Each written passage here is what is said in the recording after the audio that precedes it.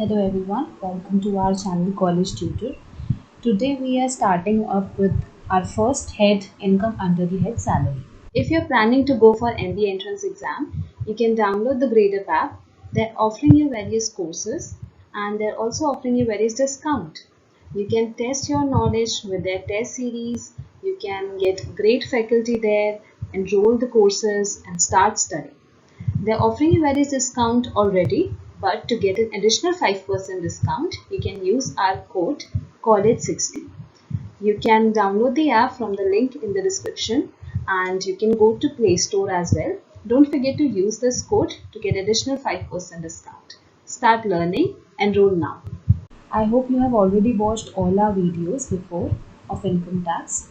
Okay, so in today's video, we'll take up about salary कि हम salary के head में क्या क्या इंक्लूड करते हैं। तो सबसे पहले ये जानना ज़रूरी है कि सैलरी होता क्या है। यहाँ पर आपको पता होगा कि जो एम्प्लॉय है वो एम्प्लॉयर को कोई ना कोई सर्विसेज देता है। जब दो लोग हैं उन दोनों के बीच में एक एम्प्लॉय एम्प्लॉयर का रिलेशनशिप है या हम कह सकते हैं पेई और पेयर का रिलेशनशिप है।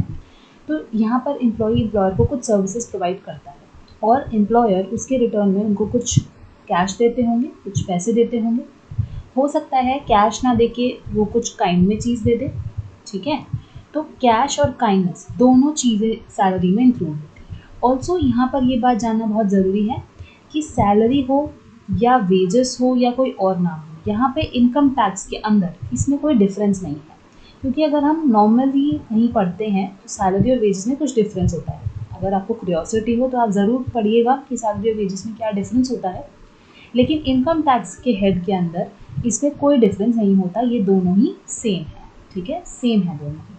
नाउ दूसरी चीज़ जो आपको ध्यान में रखनी है कि यहाँ पर सैलरी का मतलब सिर्फ कैश नहीं, बट काइंड में अगर कोई चीज़ एम्प्लॉयर दे रहा है एम्प्लॉय को वो भी इंक्लूड होगी, ठीक है। तो salary for income tax purpose not only includes the cash but also includes the value of facilities and benefits provided to the employ. तो अगर समझ लीजिए कि एम्प्लॉयर ने हाउस दिया है रहने को एम्प्लॉय को, तो यहाँ पर जो हाउस की मॉनिटरी वैल्यू होगी वो ऐड करी जाएगी। Now it is important to understand that what includes under gross salaries.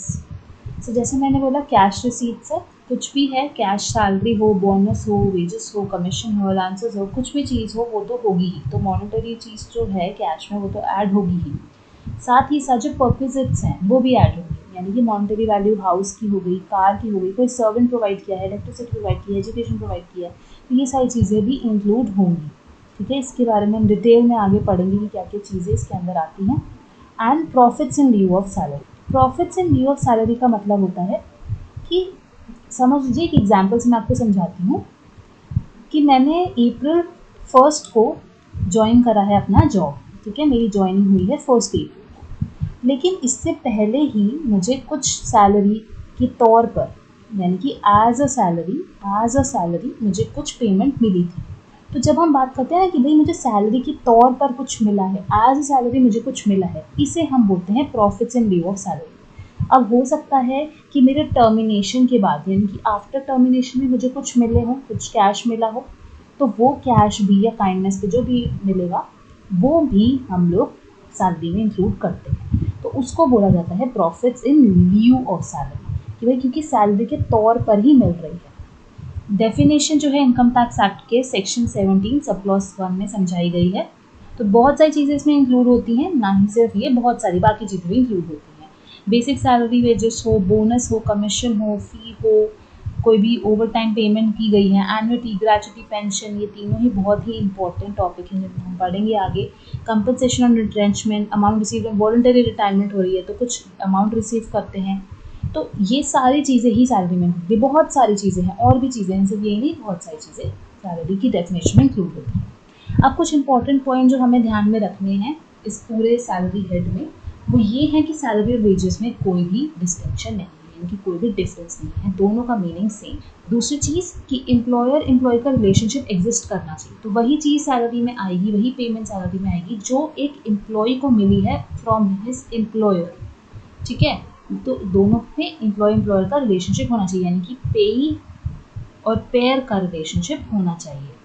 तीसरी चीज़ ध्यान में रखनी है कि अगर कोई पेमेंट दी है आफ्टर द सीजन, मतलब कि क्या होता है ना, जब हमारी एम्प्लॉयमेंट ख़त्म हो जाती है तब भी हमें कुछ पेमेंट मिलता है, जैसे कि हम लोग पेंशन की बात करते हैं, हम लोग ग्रेच्युटी की बात करते हैं। तो ये जो पेमेंट्स होती हैं ये भी हमें इंक्लूड करनी है। तो अगर एम्प्लॉयमेंट सीज हो चुकी है यानी एम्प्लॉयमेंट ख़त्म हो चुकी है, फिर भी कुछ सर्टेन अमाउंट जो होता है लीव पर वो भी टैक्सेबल होता है under the head of salary, चाहे वो पास में रिसीव, पास की सर्विसेज की बात की जा रही है, पास की सर्विसेज मिली हैं उस पर मिल रहा है, लेकिन टैक्सेबल तो होगा।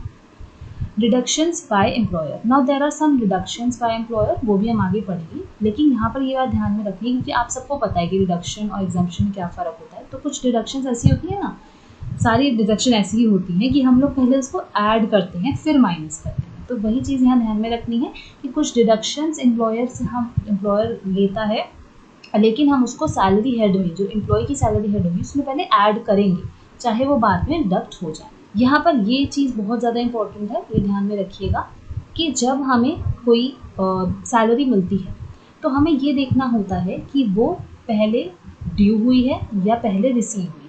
कुछ भी पहले हुआ हो वो टैक्सेबल हो जाएगी। इसके एग्जाम्पल के तौर पर अगर मैं आपको कहूँ कि मेरी 12 मंथ्स की सैलरी बनती है और मुझे 11 मंथ्स की सैलरी मिली है, लेकिन मेरी ड्यू तो पूरे 12 मंथ्स की होगी, तो जो टैक्सेबिलिटी होगी वो 12 मंथ्स की पूरी पे निकलेगी। और अगर मैं आपको एग्जांपल दूँ रिसीव का, तो अब हो सकता है कि मुझे एक मंथ की सैलरी एडवांस में मिल गई है, तो मुझे 13 मंथ्स की सैलरी मिल चुकी है। तो यहाँ पर चाहे वो एक मंथ की सैलरी जो बाद की थी वो मुझे पहले मिल गई, एडवांस सैलरी मिल गई, लेकिन जो टैक्सेबिलिटी है वो पूरे की साथ मिलेगी 13 मंथ्स की।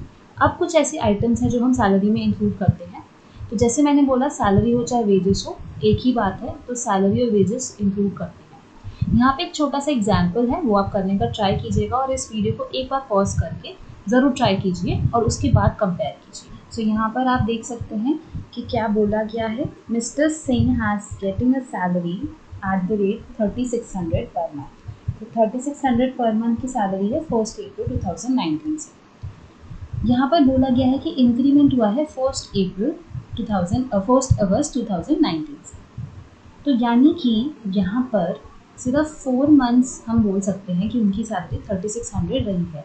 कब? अप्रैल से लेकर जुलाई तक, क्योंकि जुलाई के बाद तो इंक्रीमेंट हो गया, तो यहाँ पर 3600 थी, उसके बाद 200 का इंक्रीमेंट हुआ है, यानी कि 3600 प्लस 200 3800 का इंक्रीमेंट हो गया। कितने टाइम के लिए हुआ है? अगस्त से लेकर मार्च तक, ठीक है ना, क्योंकि हमें अप्रैल टू मार्च पूरा देखना है। अप्रैल से जुलाई तक 3600 रही होगी और उसके बाद इंक्रीमेंट हो गया 200 का, तो 3800 रही होगी। तो आइए देखते हैं। तो कंप्यूट करनी है हमको बेसिक सैलरी। यहाँ पर सबसे पहले तो आपको फॉर्मेट अच्छे से बनाना होगा। यहाँ पर प्रॉपरली लिखना होगा computation of basic salary of mister Singh for the assessment year 2021 and 22, sorry 2019 है तो 2021 होगा असेसमेंट ईयर, ठीक है। असेसमेंट ईयर प्रीवियस ईयर मैं आपको फर्स्ट वीडियो में समझा चुकी हूँ, तो आप सारी वीडियोस पहले देखिए इनकम टैक्स की, क्योंकि ये छोटी छोटी बातें आपको ध्यान में रखनी होंगी। तो अप्रैल 2019 से लेकर हम जुलाई 2019 तक देखिए, तो हमारे पास कितने मंथ्स की बात कर रहे हैं हम लोग? 3600 इंटू 4 मंथ्स की, ठीक है। तो कितना आ जाएगा? कैलकुलेट कीजिए, 14400। उसके बाद हमारा अगस्त में इंक्रीमेंट हुआ है, तो अगस्त 2019 से लेके मार्च 2019 तक 3800 सैलरी थी फॉर 8 मंथ्स, तो 30, आप इसे टोटल करेंगे, ये आपकी बेसिक सैलरी आ गई। बहुत बेसिक सा क्वेश्चन था, अगर आप नॉर्मली भी पढ़े तो आ जाना चाहिए था, कोई इसमें कुछ बड़ी बात तो थी नहीं, लॉजिक नहीं था इसमें, सिंपल चीज़ है, basic mathematic calculation. Okay, now we'll move forward to some important items, main items that has to be included in salary. So encashment of earned leave.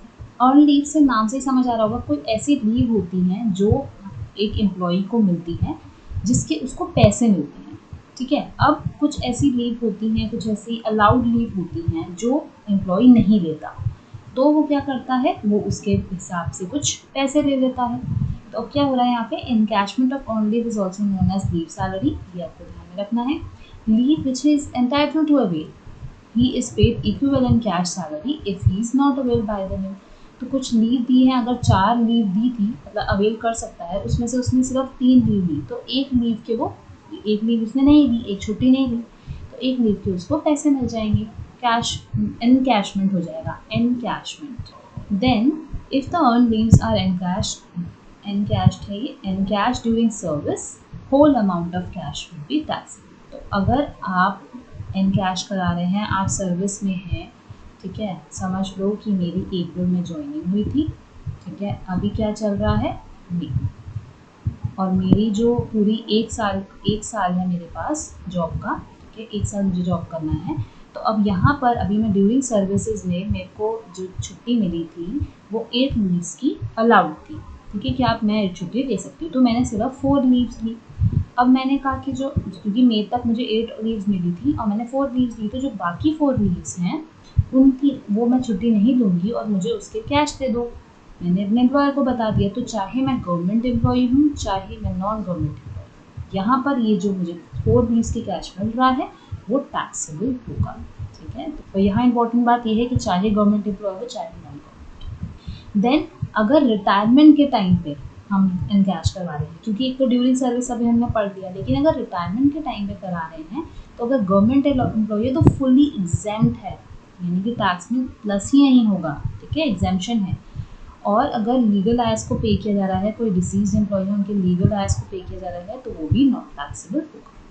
अब हम बात करते हैं नॉन गवर्नमेंट एम्प्लॉयज़ की, किस बारे में, वो एनकैशमेंट ऑफ लीव जो हम रिटायरमेंट के टाइम पे, उसमें हमने गवर्नमेंट एम्प्लॉय डिसीज एम्प्लॉय का तो पढ़ लिया, लेकिन नॉन गवर्नमेंट एम्प्लॉय के अब हम पढ़ रहे हैं।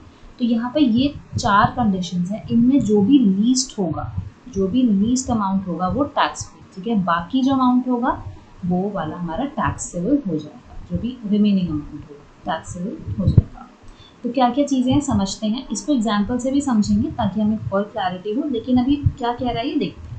देखो, अब सबसे पहला है एक्चुअल अमाउंट, जो भी एक्चुअल अमाउंट हम एनकैश करवा रहे होंगे वो, उसके बाद salary of maximum 10 months calculated on the basis of average salary of 10 months preceding immediately from retirement। बहुत सारी अजीब सी भाषा हो गई, सिंपल मतलब समझते हैं। इसका मतलब है कि हमारी जो 10 months की एवरेज सैलरी, सिंपल सी बात है, 10 months की एवरेज सैलरी कैसे निकलेगी अभी देख लेंगे, अभी समझने की ज़रूरत है। तीसरी कंडीशन क्या है, तीसरी चीज़, calculated amount of encashment of leave for the period not taken during the approved period not taken during the services, यानी कि वो उस इतना आप निकालो जो लीव आपने नहीं ली है ना, उसका आप अमाउंट निकालो, ठीक है, तो वो भी अभी देखेंगे कैसे निकालना है।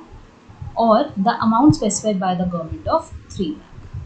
अगर आप ये कोई कॉम्पिटिटिव एग्जाम के लिए वीडियो देख रहे हैं तो सबसे इम्पोर्टेंट आपको ये याद रखना है कि 3 लाख अमाउंट जो गवर्नमेंट ने स्पेसिफाई किया हुआ है, अगर सिर्फ कॉम्पिटिटिव एग्जाम के लिए आप इस वीडियो को देख रहे हैं। तो अगर आप जल्दी जल्दी देखना चाहते हैं, रिमेंबर करना चाहते हैं, तो ये 3 लाख को आप बिल्कुल याद रखिए, लेकिन अगर आप बीकॉम के स्टूडेंट हैं तो आपको सारे पॉइंट्स याद रखने होंगे। आइए हम इसका क्वेश्चन समझते हैं।